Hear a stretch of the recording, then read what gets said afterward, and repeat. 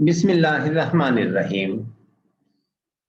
This question is from the notes originated by Dr. IftikharUlHaq for O-level Islamic Studies classes, Islamiat paper. Question A. Write an account of the circumstances and details of the Treaty of Hudaybiyah. 10 marks. B. From this event, what can Muslims learn from the importance for the prophetic mission of Hazrat Muhammad, peace be upon him?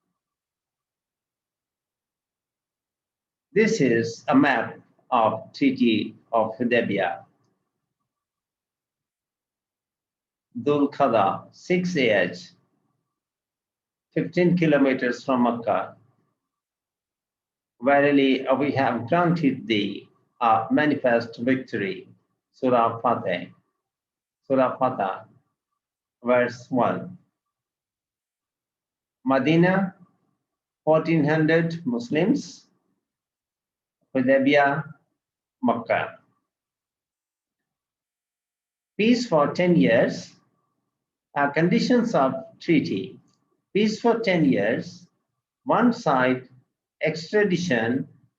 Makkans seeking refuge in Medina will have to be returned, but Medinians moving to Mecca will not be returned. Muslims will return to Medina and perform Umrah the next year, but can only remain in Mecca for 3 days. Any tribe wanting to be allied with Muslims or Quraysh can do so. Quraysh, Banu Bakr, Muslims, Banu Khuzaz. Answer A.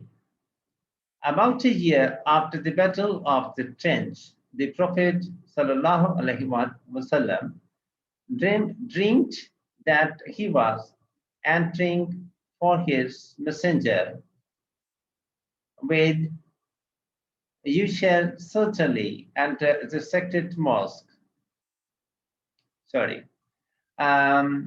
Dreamed that he was entering the sacred mosque. The Quran states this dream in Surah Al-Fatah. God indeed fulfilled the vision of his messenger with, "You shall certainly enter the sacred mosque if God pleased in security." Surah 48, Ayat 27. Since God's messengers always see true dreams, the Prophet ﷺ asked his companions to prepare for the Umrah, the lesser pilgrimage. Accordingly, he set out with 1400 companions for Mecca, all wearing the ihram, dress for Umrah Hajj, in Dhul-Qa'dah 6 AH, February 628 AD. All were perfectly unarmed except for an unsheathed sword for self-defense, and were carrying 70 camels for sacrifice, because their sole aim was pilgrimage. The Quraysh, however, regarded this as a tactical move of the Prophet and decided to block their entry to Mecca. They moved out of Mecca with weapons. Cavalry was dispatched under Khalid bin Walid and Ikrimah bin Abu Jahl to stop Muslims. The Prophet, having no intention to fight, avoided the main route and finally halted at Al-Hudaybiyah, about a day's march from Mecca. The Quraysh sent Budayl bin Waraka, the chief of the Khuzar tribe, and then Urwa bin Masud, father-in-law of Abu Sufyan, to warn the Prophet of the crushing aim of fighting.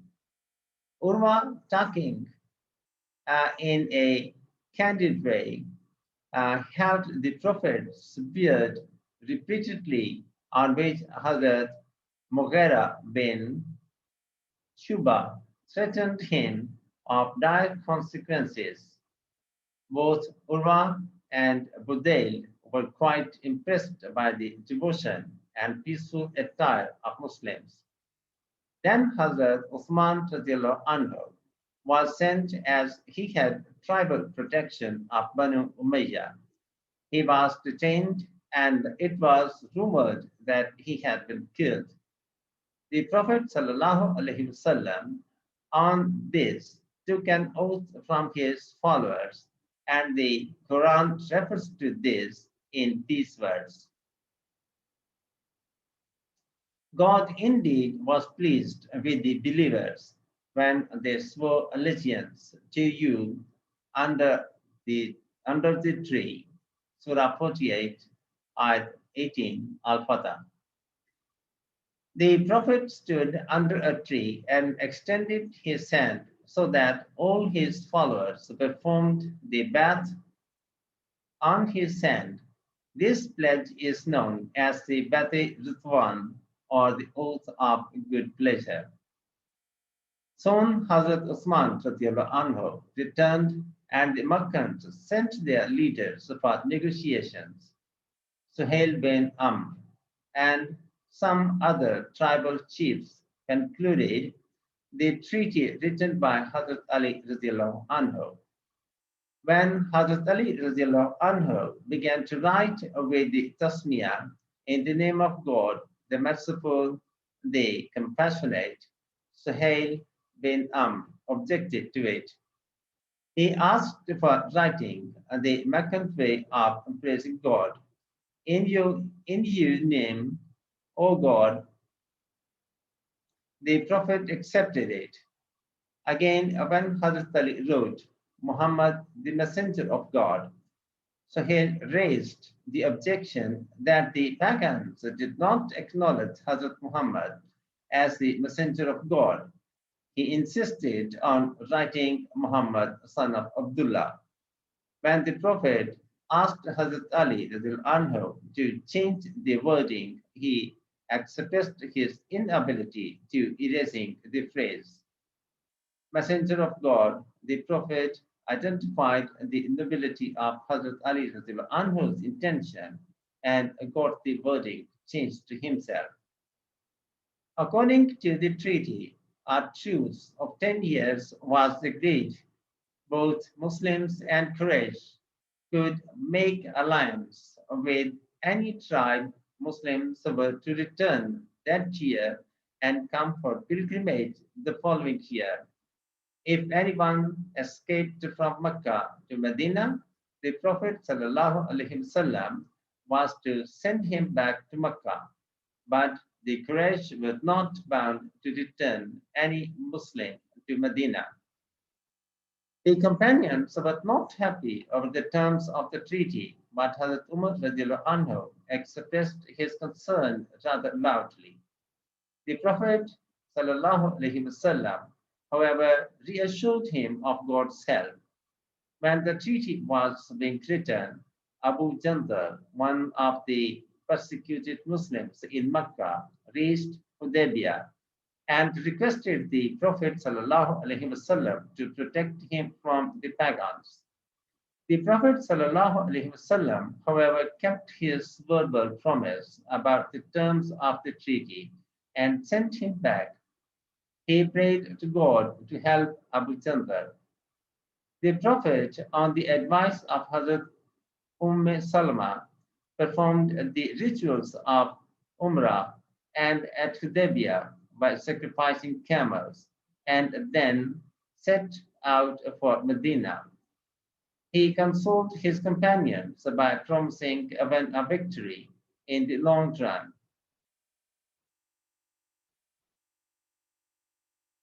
Promising them a victory in the long run. Soon God sent the glad tidings. We indeed granted you a clear victory.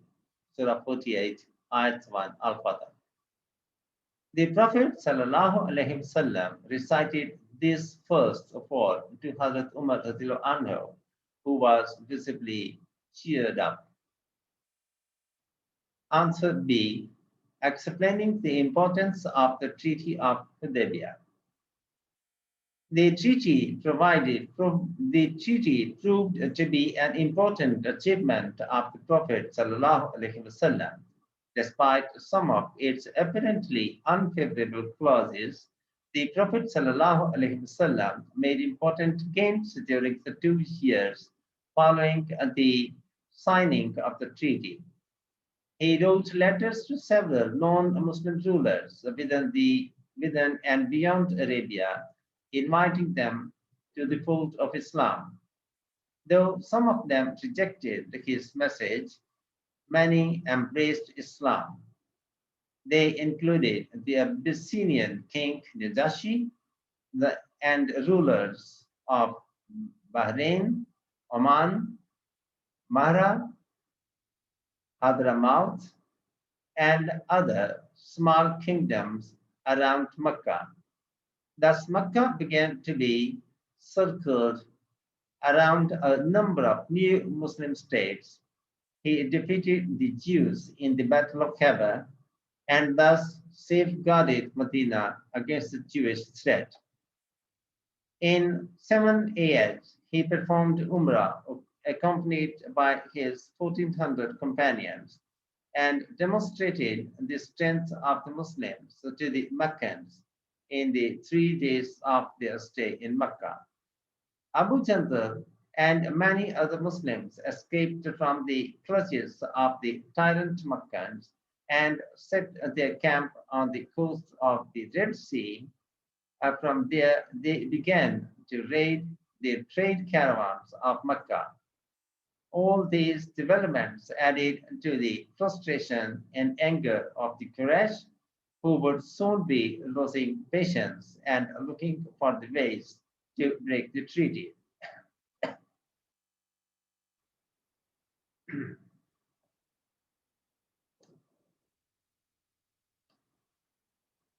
In the end, the formal request, if you have not yet subscribed our channel, please subscribe it and press the bell button to get the fresh from us.